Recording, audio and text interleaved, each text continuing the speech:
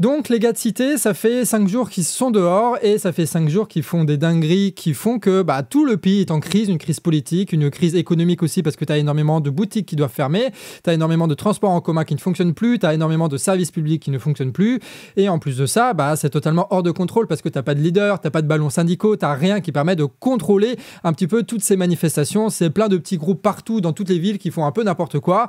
Bref, c'est une situation totalement incontrôlable qui est le résultat de des années et des années de mépris, de répression, de pauvreté. Et quelle est la réponse du gouvernement face à tout ça ? Vous allez voir que ça ne va pas très haut. Alors, il y a eu un conseil, évidemment, ils ont fait toute une mise en scène, tu vois, avec une cellule de crise ministérielle, avec tous les fils de pute qui sont là, tu vois, là. Donc, écoutez bien ce qu'ils vont dire. Et on a le sentiment, parfois, que certains d'entre eux vivent dans la rue les jeux vidéo qui les ont intoxiqués.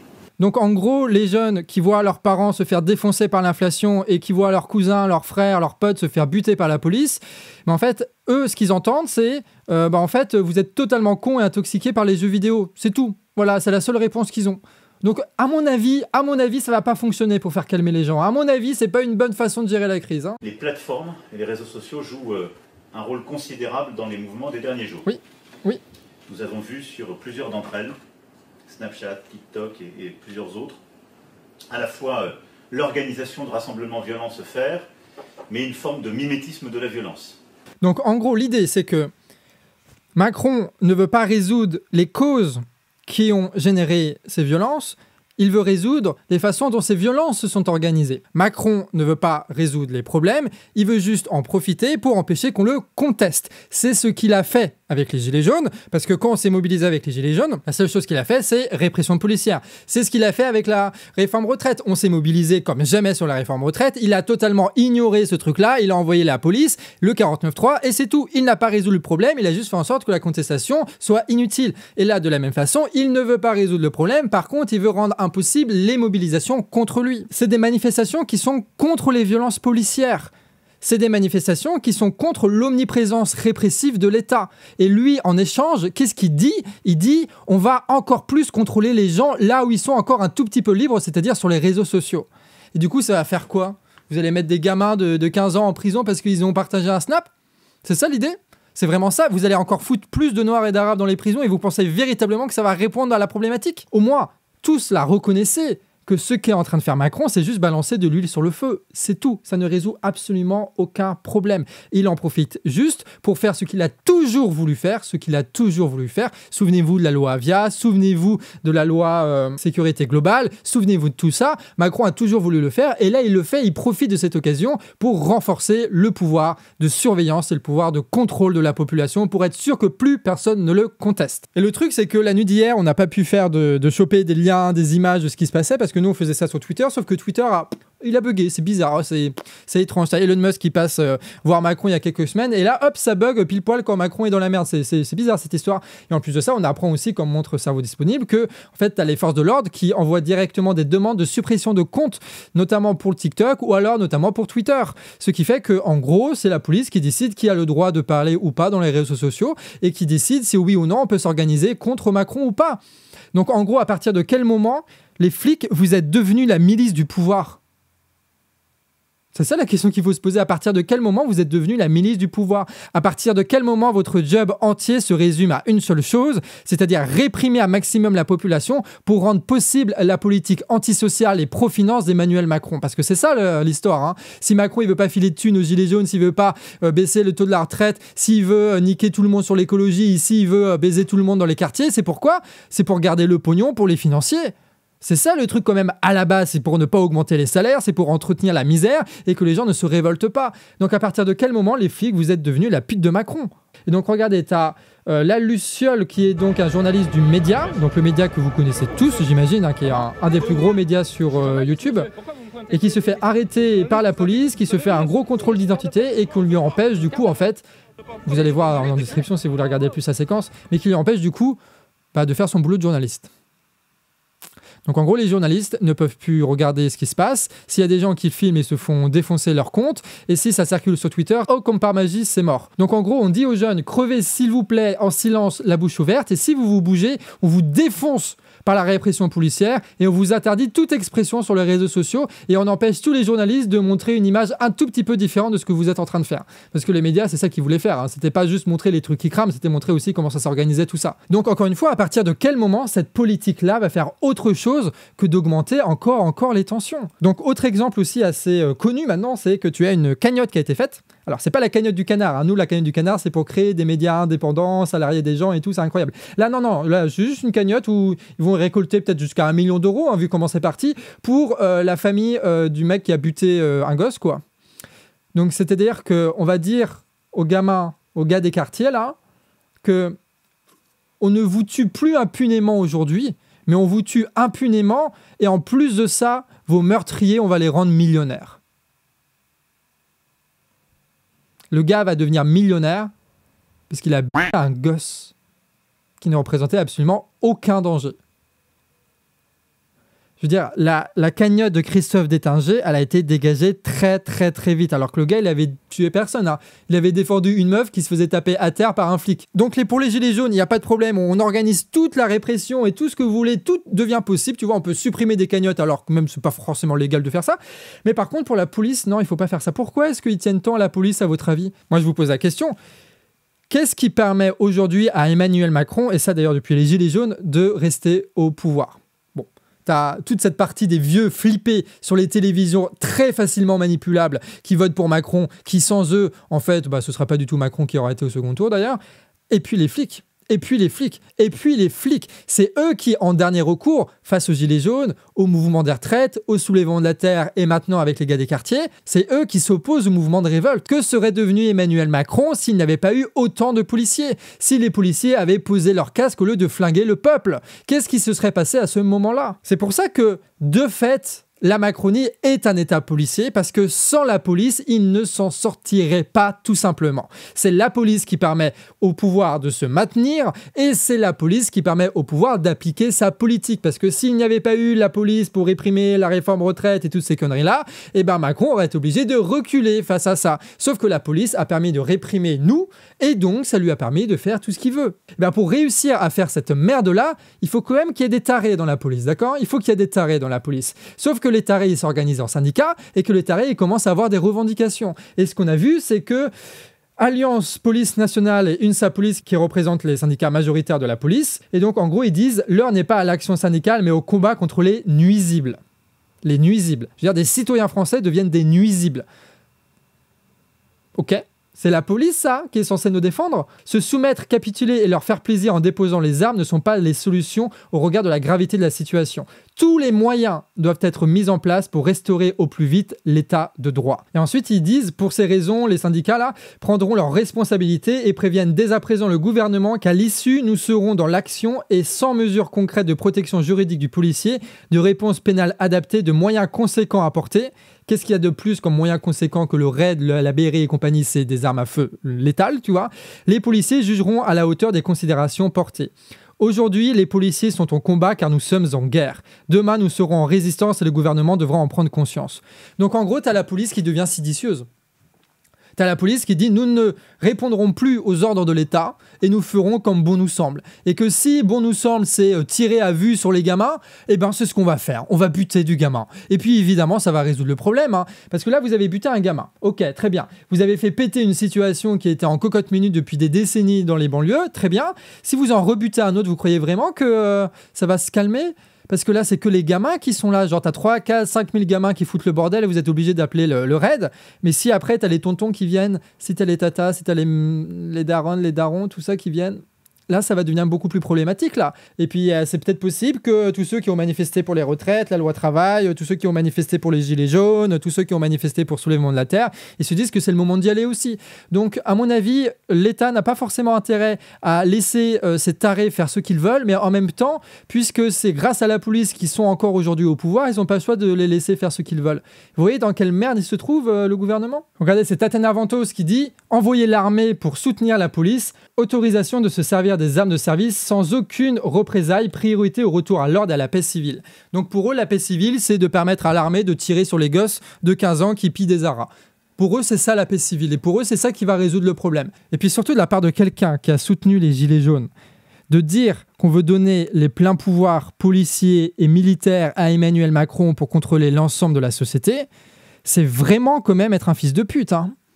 Vraiment, c'est vraiment être un enfoiré, hein. Là, je redis des gros mots, mais quand même, cette trahison absolue que de penser que plus d'autoritarisme va permettre de résoudre la situation et que tout d'un coup, quand c'est des Noirs et des Arabes, là, il n'y a plus de pensée de classe, il n'y a plus de pensée de pauvreté et que même si dans les quartiers, c'est là quasiment en France où il y a le plus de pauvreté, le plus de chômage avec des jeunes qui sont pour moitié au chômage, non. Ça, c'est pas, dans l'analyse, c'est pas important. C'est juste des voyous qui cassent des trucs. Et puis que, de toute façon, vu qu'on les connaît pas et qu'ils sont pas sur Twitter, on sait pas ce qu'ils pensent, donc on peut leur faire penser tout ce qu'on veut. Puis tu sais, il y a vraiment un truc infantilisant de juste, c'est vraiment de grand-mère paniquée, de juste dire, il faut que les gens respectent la loi, sans se demander pourquoi est-ce que les gens ne respectent plus la loi, comment ça se fait qu'on est arrivé dans cette situation-là. Je veux dire, on est dans un pays, quand même, il faut bien se dire de ça, que le gouvernement, pour valider une loi totalement stupide de la réforme à 64 ans, il est allé jusqu'à interdire les casseroles. Il a interdit les casseroles, les dispositifs sonores portatifs, comme il disait, vous savez. Donc, dans un pays où on interdit les casseroles, est-ce que c'est étonnant qu'une situation de crise économique si forte que se prennent les banlieues depuis des années et des années, à un moment donné, ça pète quand on bute l'un des leurs ? Est-ce qu'il n'y a pas une espèce de réflexion qu'on peut avoir là-dedans et que le résultat de cette réflexion ne soit pas donner les pleins pouvoirs militaires et policiers à Emmanuel Macron, qui va en plus de ça avoir tous les pouvoirs pour gérer la communication? Est-ce qu'on peut faire autre chose, s'il vous plaît, que d'accélérer le processus de la dictature en France où tu as une petite classe toujours plus centrée autour de Macron qui dirige ce pays dans son putain d'intérêt? Est-ce que vous avez ou pas un minimum la vision qui permet de voir que quand tu as des pauvres qui se révoltent, il y a peut-être quelque chose à faire d'autre que de soutenir la police et de soutenir les bourges qui veulent les matraquer et les buter? Et puis la formation à ce point d'un bloc bourgeois, genre tous les bourgeois qui sont ensemble pour critiquer ce qui est en train de se passer, pour condamner ce qui est en train de se passer, pour ne surtout pas se remettre en cause, tu vois, qui disent « Ah oui, machin, ça crame des écoles et tout », bah vas-y, déjà pour cramer des écoles avec un bidon d'essence, il faut y aller, frère, hein. Ils brûlent des entrées des écoles, c'est un peu différent, d'accord? Ils brûlent des radars, ils brûlent des trucs comme ça. Mais bon, bref, combien d'indignés il y avait sur les plateaux télé quand Macron fermait des centaines et des centaines d'écoles? Combien d'indignés il y avait sur les plateaux télé quand Macron fermait des hôpitaux? Moi, à Guingamp, ils vont fermer le putain d'hôpital, ils vont fermer le putain d'urgence, ils vont fermer la putain de maternité. Il n'y aura plus rien à Guingamp. Ils sont en train de tout détruire méthodiquement partout en France, et là, il n'y a pas d'indignation. Mais par contre, quand il y a des images de Noirs et d'Arabes qui brûlent un portail, là, par contre, c'est dramatique. Là, par contre, il faut condamner. Là, par contre, il faut tout l'appareil répressif et médiatique contre ce truc-là. Cette hypocrisie, elle est flagrante. Et surtout, ce que j'ai envie de dire, c'est qu'il ne faut pas juste condamner l'hypocrisie pour dire « Ah mais oui, mais il faut condamner autant l'État de machin ». Non, ce que ça veut dire, cette hypocrisie, c'est que c'est une défense de classe. C'est une défense de classe qui est en train de se passer. S'ils ne râlent pas autant sur l'État que sur les gars de quartier, là, c'est parce que les gars de quartier menacent directement la propriété, parce qu'ils foutent le bordel partout et qu'ils piquent des trucs et que ça, c'est chaud, quoi. Et surtout parce que, bah, en fait, c'est pas très grave que l'État détruit des hôpitaux parce que ça ouvre des opportunités financières et que, bon, bah, c'est du pognon finalement. C'est du pognon. On peut investir dans les EHPAD, on peut investir dans toutes ces conneries-là, ça fait du fric. C'est ça, en fait, la réalité. Quand il s'agit d'exploiter des millions de personnes, de les faire travailler jusqu'à en crever à partir de mensonges, parce que la réforme retraite est basée sur un mensonge, là, il n'y a pas de souci. Ces gens-là se défendent en tant que classe. Et c'est pour ça qu'il faut arrêter d'avoir juste un discours de condamnation en disant les violences c'est bien ou les violences c'est pas bien. Non, c'est pas à ça où on assiste. On assiste à une classe qui a pris le pouvoir en France et qui, aujourd'hui, se défend. Regardez un peu ce que va dire Olivier Véran. Donc, Olivier Véran, c'est... Bon, vous connaissez, hein, pas la peine de dire mon avis là-dessus. Je veux bien qu'on en parle. C'est important d'en parler. D'abord, important d'en parler... Et d'apporter des réponses, peut-être aussi. Mais justement, vous parlez de réponses. Je suis porte-parole du gouvernement, je vais en profiter. Depuis 2017, nous avons agi et nous continuons d'agir pour les quartiers populaires de notre pays. Voilà. Le président de la République, la semaine dernière, était à Marseille. Incroyable. Le président de la République, la semaine dernière, a fait des annonces pour le plan quartier 2030. Incroyable. C'était avant le drame de Naël. Qu'est-ce qu'il a annoncé? Il a annoncé qu'on allait permettre à des enfants dans les quartiers populaires d'être à l'école dès l'âge de 2 ans. C'est fou, c'est incroyable. Hein. Je veux dire, le gouvernement, la seule chose qu'il a à dire, c'est on fait bien notre travail. Il n'y a pas de souci. Tout ce qu'on devait faire, on l'a déjà fait. Et c'est exactement la même chose qu'il dit à chaque crise. Hein. Dans l'écologie, ils disent on a déjà fait le taf. Sur la réforme des retraites, ils disent faites-nous confiance, il faut qu'on rétablisse le truc des retraites, des machins, des caisses. Et puis pour les gilets jaunes, vous inquiétez pas, tout a déjà été fait, on va augmenter la prime d'activité de 100 balles et puis niquez-vous quoi. Voilà, à chaque fois le gouvernement a exactement la même réponse. Donc vous croyez vraiment que ça va calmer les gens? Vous croyez vraiment que ça va apporter quoi que ce soit dans le débat de dire nous avions raison depuis le début? Ce mépris et cette arrogance, c'est ça qui met le feu au pays. Je vous rappelle quand même qu'on était dans une situation où ils nous ont forcé avec le 49.3 sur la réforme des retraites et ils ont dit en gros, vous pouvez manifester de manière légale par toutes les manières que vous voulez, nous ne vous écouterons pas. Nous ne vous écouterons pas. Tu ne peux pas à la fois chier sur les organisations syndicales, les manifestations syndicales quand elles ont un nombre record de participants et en même temps te plaindre quand les gens utilisent d'autres moyens d'action qui sont évidemment pas les moyens d'action syndicaux, parce qu'on sait très bien que ça ne servira à rien de juste manifester derrière des ballons. Et donc tout le monde a bien appris la leçon, et donc c'est pour ça qu'aujourd'hui, les manifestations qui se font, ça ne se fait pas de cette façon-là, et ça se fait avec la violence, évidemment, il reste plus que ça de toute façon. Et ça se fait en dehors de toute organisation, de tout syndicat, de tout parti, donc c'est incontrôlable. Ils créent la situation qu'ils dénoncent, et ils profitent de cette situation pour renforcer leur pouvoir en permanence. Et puis tu sais, ils décident tout ça dans leur petit palais à l'Élysée, et puis ils envoient les flics régler les problèmes pour tabasser tout le monde et buter des gens, et puis quand même ils gardent une partie des flics pour pas aller dans les quartiers, ils les mettent juste devant l'Élysée, vous savez, au cas où, tu vois, pour quand même que le pouvoir, que le président en haut de sa tour d'ivoire qui envoie ses décrets et qui envoie sa communication de merde et qui envoie sa politique de merde ne soit pas inquiété, bien sûr. Et moi je pense qu'il y a une théorie qui est la théorie de la pince, qui fait que l'État aujourd'hui est totalement dépendant de sa police. Il y a d'un côté la pauvreté qui s'accentue, parce que si on veut enrichir les plus riches, il faut faire en sorte qu'il y ait de plus en plus de pauvres et qu'ils soient de plus en plus pauvres. Donc l'inflation, l'augmentation de tous les prix de l'électricité, la retraite, les conditions de travail, le chômage, la sécu, les hôpitaux, la justice, tout ça, hop, c'est sucré de plus en plus, ce qui fait qu'on est de plus en plus pauvres avec des conditions de vie de merde.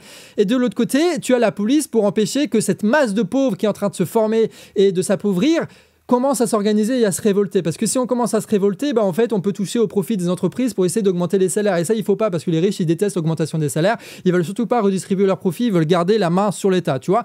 Donc, tu as un appareil répressif qui s'appelle la police et les médias, qui réprime encore et encore toute contestation, qui permet, du coup, au pouvoir de garder le pouvoir malgré le fait qu'ils sont en train de détruire cette société. Et cet arrêt-là, quand ils commencent à faire leur boulot, c'est-à-dire quand ils font ce pourquoi ils sont payés, c'est-à-dire réprimer la population qui s'organise contre l'État, contre le gouvernement. Quand ils font ce boulot-là, évidemment, ils font de la merde. Parce que c'est des putains. Et tu te retrouves avec des images comme ça, avec le raid qui arrive et qui vise la tête d'un gamin qui doit avoir genre 15 piges, tu vois, avec un putain de fusil à pompe, quoi. Fusil à pompe en balle de caoutchouc, mais si tu prends ça dans la gueule, t'inquiète que t'es peut-être pas mort, mais t'es pas loin d'être mort, tu vois. Donc c'est ça, en gros, les jeunes, on leur envoie le raid. Non, pas de service public, non, jamais de service public, mais le raid, par contre, ça oui, le raid, évidemment. Tu te retrouves avec, comme information qui circule un petit peu partout, des gens, par exemple, là en Lorraine, dont le pronostic vital est engagé parce qu'il a participé à la manifestation et s'est pris un coup de LBD, quoi. Donc, en gros, l'État fait en sorte de ne pas répondre politiquement aux révoltes, mais fait en sorte de buter d'autres personnes pour accentuer le sentiment de révolte, pour... Ah oui, non, mais attendez, c'est un problème là-dedans, non ? Un homme de 19 ans tombé du toit du Lidl est officiellement décédé au CHU de Rouen, indique le parquet. Le bilan des émeutes s'alourdit à 2 morts avec l'homme de 54 ans tué par balle perdue en Guyane. Les gars, ils ont tiré à balles réelles et t'as un type qui s'est fait buter en Guyane, quoi. Et donc là, t'as un gars qui va sortir l'arme, évidemment, parce qu'on a arrêté un gamin de 15 ans et qu'il faut bien se défendre quand on arrête un gamin de 15 ans, tu vois. Parce que ça donne pas la trique, évidemment, qu'on n'est pas à 4 sur le gamin avec un gros flingue.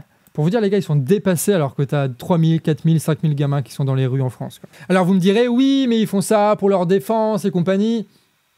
Alors, déjà, et deuxièmement, d'où vient cette situation ? Il suffit pas juste de regarder les conséquences d'une politique et de les critiquer sans en penser la cause. D'où vient le fait que tu aies plein de gens qui, tout d'un coup, se disent « Tiens, on va sortir de chez nous et on va péter des trucs ». Ça ne vient pas naturellement à l'esprit, ce genre de choses. Ça n'arrivait pas avant. Pendant des années, ça n'était pas arrivé dans les quartiers. Comment ça se fait que les gens dans les quartiers font exactement la même chose que les Gilets jaunes il y a 5 ans ? Il y a quand même peut-être des points de corrélation sur le fait, par exemple, que tout le monde est plus pauvre qu'avant. Sur le fait, par exemple, que c'est plus tenable de vivre en France aujourd'hui quand on a un bas salaire, le fait par exemple que tu as une répression au maximum de toute la police et de tous les médias en permanence. Peut-être que c'est ça l'analyse qu'il faut faire, les gars. Et surtout là, ils attaquent quelqu'un qui a atteint de trisomie 21, genre il le contrôle à plusieurs, ça se voit, enfin c'est un handicap qui est visible, la trisomie 21, ça se voit, ça s'entend, ça se comprend, les parents ils sont là. Je veux dire, est-ce que ça c'est censé convaincre les jeunes de quartier de ne plus aller manifester ?